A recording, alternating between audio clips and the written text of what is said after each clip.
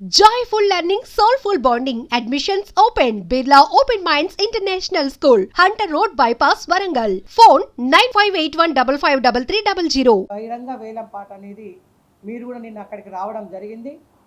బహిరంగ వేలం పాటు ఏదైతే పోలీసు పహారాలో మీరు అందరూ కూడా చూసిండ్రు. పోలీసు పహారాలో ఏ విధంగా అంటే ఎట్లా జరిగిందో అవినీతిగా అక్రమంగా బహిరంగంగా అని చెప్పి నాలుగు గోడల మధ్య ఏ విధంగా జరిగిందో మనం చూసినాం. ఆ బహిరంగ వేలం అని చెప్పి వాళ్లకు కావాల్సిన వాళ్ళని పిలుచుకొని ఒక ఐదుగురికి మాత్రం ఏదైతే 60,000 గజం అని చెప్పి 60,000 గజము అక్కడ బాలసముద్రం ఏరియాలో ఉంటుందా? 60,000 గజం ఉంటుందా? దానికి ముందే ఇంకా కొంచెం సందులకు ఉంటుంది. అది మొన్ననే 1,30,000 రూపాయల గజం అమ్ముడు పోయింది. కానీ వీళ్ళు 60,000కు గజం పెట్టి దాన్ని ఏదో దోచుకోవాలని చెప్పి ఏ విధంగా 60,000కు పెట్టిండ్రో మనం చూసినాం. అది కూడా మరి బహిరంగంగా అంటే అందరినీ విలువలే చేయాలి. ఏదైతే 1000 యాడ్స్ ఏదైతే ఉందో దాన్ని ఒక్కొక్క దాన్ని 60,000 నుంచి 63,000, 64,000, 65,000 ఆ విధంగా 5 ప్లాట్లు అమ్మింది. అంటే ఏ విధంగా ప్రభుత్వానికి నష్టం. మళ్ళీ ఇంకొకటి ఒకరు వచ్చి వేలం పాట ఎవరైతే ఉన్నారో 97,000కు వాడితే ఇక 97,000 తర్వాత ఇంకొకరిని కొననీయలే. ఎందుకంటే 97,000కు పోతే వాళ్ళకి రావు కదా. ఇలా ప్రభుత్వ వేలం పాట ఏదైనా వేస్తే మళ్ళీ ఇంకొకరు కొనాలంటే ఇంకెక్కువ పోతుంది కదా. కాబట్టి దాన్ని అక్కడికి ఆపిండ్రు. అంటే ఇలా ఒక 6 మాత్రమే ఇలా జాగను కొన్నారు. ఒక్కటే నేను అడగదలుచుకున్నా, ఇక్కడున్న నాయిని రాజేందర్ రెడ్డి గారిని ఇట్లా ఏదైతే ఉన్నదో తలమ్మి చెప్పులు కొనుక్కుంటారని మీకు అందరికి తెలుసు కదా. తలమ్మి చెప్పులు కొంటారని వెనకటి నుంచి శాస్త్రం ఉంది కదా. దానిలో ఇలా వాళ్ళ మేనిఫెస్టోలో కాంగ్రెస్ పార్టీ మేనిఫెస్టోలో ఏమన్నా మేము ప్రభుత్వ భూములు అమ్మి అభివృద్ధి చేస్తామని ఏమన్నా చెప్పిందా? ఇలా మేము అభివృద్ధి చేస్తామంటే భారతీయ జనతా పార్టీ అడ్డుకుంటుంది, భారతీయ జనతా పార్టీ కానిస్తలేదని మాట్లాడుతున్నారు. అసలు సిగ్గుండాలే ప్రభుత్వ భూములు అమ్మడానికి. మీ ముఖ్యమంత్రి ఏమో రేవంత్ రెడ్డి గారు ఏం చెప్తా ఉన్నారు? హైదరాబాద్ తర్వాత వరంగల్ నగరాన్ని బాగా అభివృద్ధి చేస్తా, నేను డెవలప్ చేస్తా అంటాను. మరి ఇక్కడ నువ్వు గెలిచిన ఎమ్మెల్యేగా మరి ముఖ్యమంత్రి దగ్గర ఫండ్స్ తీసుకురాకుండా నీకు చేత కాకుండా నీకు చేతనైతే లేదు ప్రభుత్వం దగ్గర నుంచి తీసుకొచ్చి ఈ ప్రాంతాన్ని అభివృద్ధి చేయడానికి నీకు చేతనైతే లేదు. చేతగాక ఇంకా ఏంటంటే ఇలా ప్రభుత్వం నుంచి వచ్చేది ఉంటే వాళ్ళకు వచ్చే వెనకాల పర్సంటేజీలో ఇంకోటో రాదు. కాబట్టి ఈ ప్రభుత్వ భూములను అమ్ముకుంటే వాళ్ళకు వచ్చే పర్సంటేజీలు వాళ్ళ స్కీములు ఇవి మీకు అందరికీ అర్థమవుతున్నది, మనం చూస్తున్నాం. అదేవిధంగా ఏదైతే ఇవాళ నాయిని రాజేందర్ రెడ్డి మాట్లాడే ప్రతి మాట కూడా ఎంత అబద్ధాన్ని ఎట్లా నిజంగా చెప్తున్నారంటే కాంగ్రెస్ పార్టీ వాళ్ళ రేవంత్ రెడ్డి కానీ అదేవిధంగా రాహుల్ గాంధీ కానీ అబద్ధాన్ని నిజంగా చెప్పేట్లో ఎట్లా దిట్టనో ఇక్కడ నాయిని రాజేందర్ రెడ్డి కూడా అదే దిట్టగా మాట్లాడుతున్నాడు. అంటే ఇవాళ కూడా భూముల దానిలో ఏదైతే ప్రభుత్వ భూముల వేలం పాటులో ఎంత నష్టం జరుగుతున్నదంటే దాదాపుగా ప్రభుత్వానికి 30 కోట్ల నుంచి 40 కోట్ల వరకు నష్టం. అంటే ఇలా 1,30,000 ఉన్నదాన్ని 60,000కు అమ్ముకుంటున్నారంటే ఎంత సిగ్గు లేకుండా ఎట్లా చేస్తున్నారు అనేది మనం ఆలోచించాలి. ఇలా ప్రభుత్వ భూమి అమ్ముడు ఒకటి తప్పంటే ఇంకా దానిలో కూడా అన్యాయం చేయడం అంటే కాబట్టి దీన్ని పూర్తిగా మేము వ్యతిరేకిస్తున్నాం. ఆ రోజు కూడా చెప్తున్నాం, ఈరోజు కూడా చెప్తున్నాం.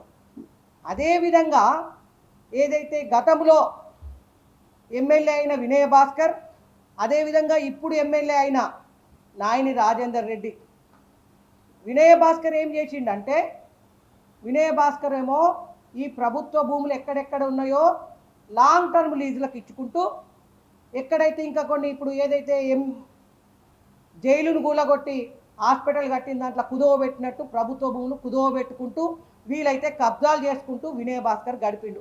దాదాపు ఆయన 3 సార్లు ఎమ్మెల్యే అయిన దాంట్లో.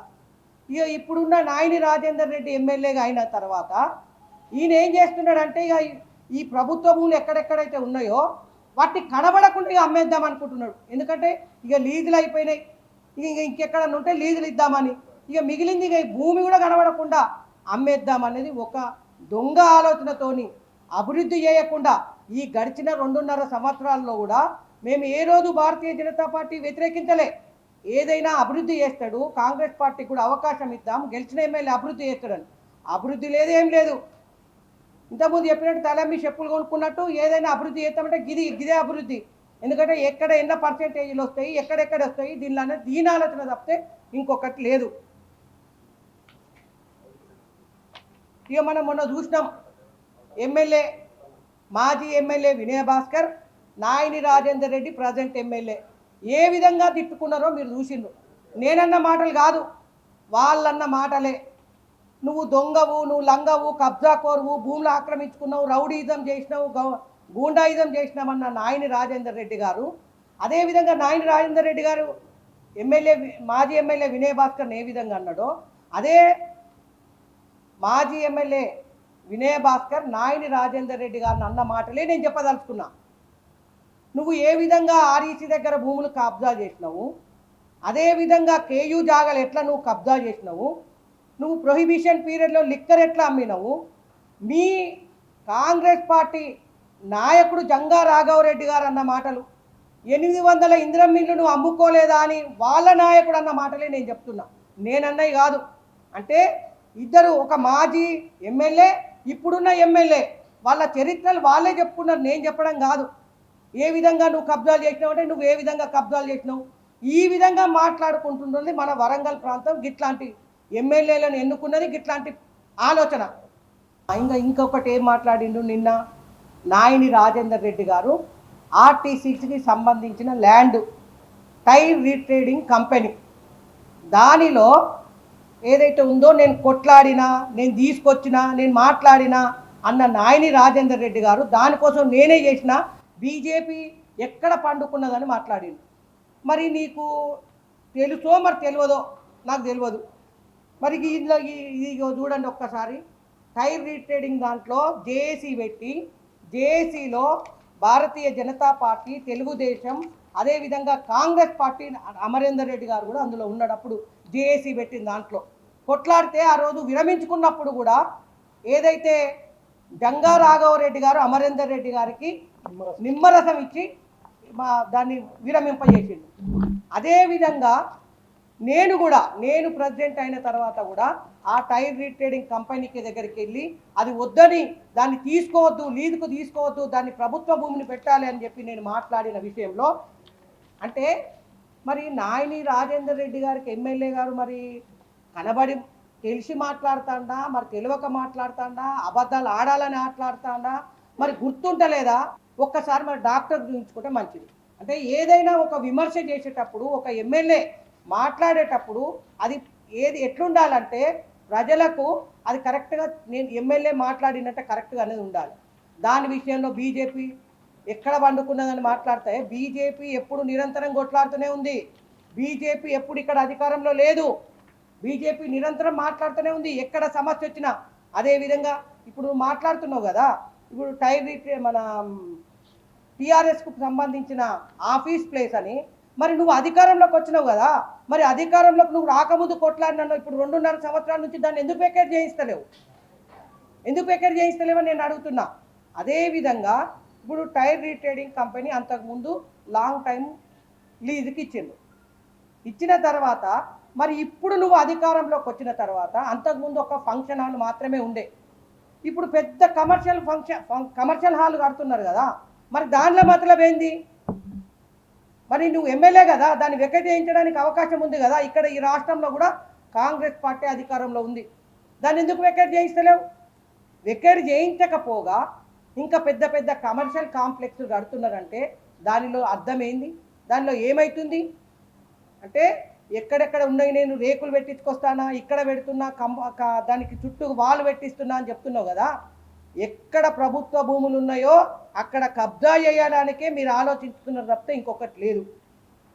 దమ్ముంటే, ఇక్కడ ఎమ్మెల్యేగా నీకు దమ్ముంటే, ఏదైతే ఇప్పుడు టైర్ రీట్రేడింగ్ కంపెనీ ఏదైతే ఇచ్చిండ్రో లాంగ్ టర్మ్ లీజుకు, దాన్ని ఖాళీ చేయించు, దాన్ని వెకెట్ చేయించు. ఎవరు అర్థం పడతలేరు కదా. నేను అప్పుడు కొట్లాడినా, ఇప్పుడు అధికారం లేకముందు నేను కొట్లాడినా అన్నది లెక్క కాదు. అధికారంకి వచ్చినాక ఏం చేసినాం అనేది అది లెక్క. అధికారంకి వచ్చినాక లెక్క అనేది గట్లుంటుంది. నేను కొట్లాడుతున్నా. మళ్ళీ అదేవిధంగా ఇక్కడ బస్ స్టాండ్కి సంబంధించిన బస్ స్టాండ్ దగ్గర కాంప్లెక్స్ ఉండే దాని విషయంలో ఎంత రాద్ధాంతం చేసినావు. అది తక్కువకి ఇచ్చిండు, దాని లీజ్ తక్కువకి ఇచ్చినాను. మరి ఈరోజు అధికారంలోకి వచ్చినాక దాన్ని ఎందుకు మాట్లాడతలేవు? దాని మీద దాంట్లో నీ మతలబ్ ఏంది? దాంట్లో కూడా నీ మతలబ్ ఏంది? ఇప్పుడు అధికారంకి వచ్చినాక నేను మంచిగా చేస్తా, అభివృద్ధి చేస్తా, ఇన్ని చేస్తాను, మరి ఏది దాని మతలబ్ ఏంది?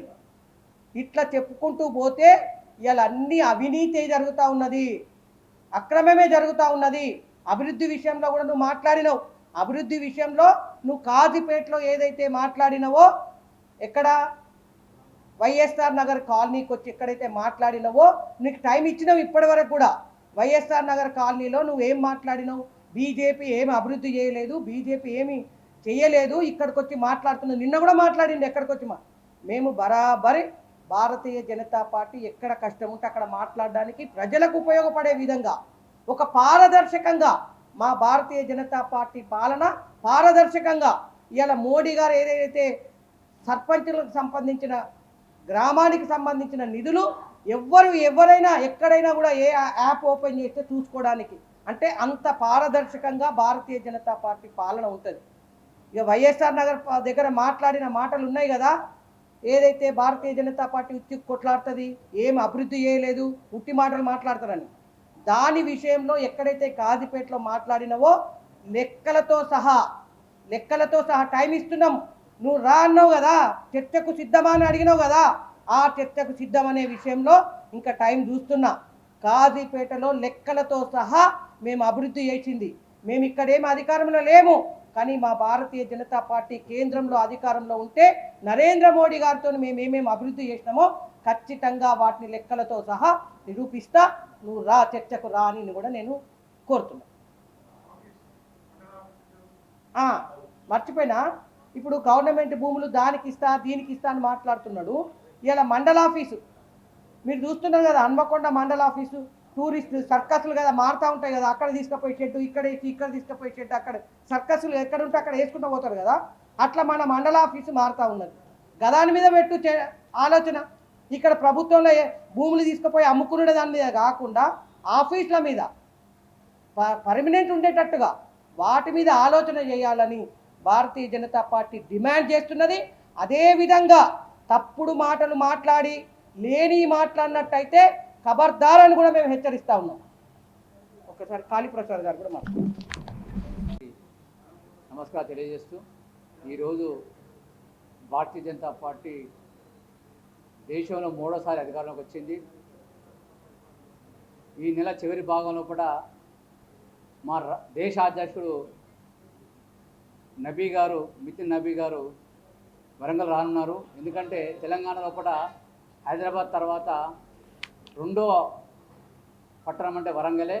భవిష్యత్తులో ఈ అభివృద్ధి చెందుతుందని అందరి నమ్మకము. దయచేసి బీజేపీ 3 పర్యాలు అంటే గత 12 సంవత్సరాలుగా వరంగల్కి ఎన్నో చేసింది. కాజ్పేట్ కూచిపేట అనుకోండి, గిరిజన యూనివర్సిటీ అనుకోండి, ఈరోజు ఈ వరంగల్ పట్టణానికి సంబంధించిన మౌలిక వసతులకు హృదయ కానీ ప్రసాద్ కానీ ఎన్నో వేల కోట్లు ఈ వరంగల్కి ఇస్తుంది. దయచేసి ప్రజలు దీన్ని అర్థం చేసుకోవాలి. కాంగ్రెస్ ప్రభుత్వం 12 నెలలుగా మోసపూరిత హామీలు గ్యారంటీలు ఇచ్చి ప్రజలు వంచిస్తుంది. తదనుగుణంగా రేవంత్ రెడ్డి గారు ఏం చేశారు? గత ప్రభుత్వాన్ని విమర్శించారు. ప్రభుత్వ భూములు అమ్ముకునే అవకాశం లేదు, ఇది భవిష్యత్తు తరాలకని చెప్పారు. కానీ వారు ఇప్పుడు చేస్తున్నది ఏంటిది? బీఆర్ఎస్ గవర్నమెంట్ గుడిని మింగితే గుడిలో లింగాన్ని మింగే చందనంగా కాంగ్రెస్ ప్రభుత్వం ఉంది. 2.5 సంవత్సరాలుగా వాళ్ళు దోపిడీ చేసి దాచుకుంటున్నారు. రేవంత్ రెడ్డి గారు కానీ వాళ్ళ మంత్రులు కానీ దినచర్య ఏంటంటే నెల కాగానే డబ్బుల కుప్పలు, డబ్బుల సంచులు ఈ ఢిల్లీకి ఎట్లా పంపాలని ఆలోచన తప్పితే ప్రజల గురించి, రైతుల గురించి, నిరుద్యోగుల గురించి, మహిళల గురించి ఎప్పుడో మర్చిపోయినప్పుడు ప్రజలు కూడా ఎప్పుడు 2.5 సంవత్సరాలు గడుస్తుంది. ఈ రాష్ట్ర ప్రభుత్వాన్ని బంగాళాఖాతాలు కలపాలని చూస్తున్నారు. దయచేసి ప్రజలు ఆలోచించాలి. ఎందుకంటే ఈ రాష్ట్రాన్ని కానీ దేశాన్ని కాపాడేది ఒకటే ఒక పార్టీ, బీజేపీ పార్టీ ఏతులకు ఎక్కువ మాట్లాడదు. మేము చేస్తాము, అదే చెప్తాం.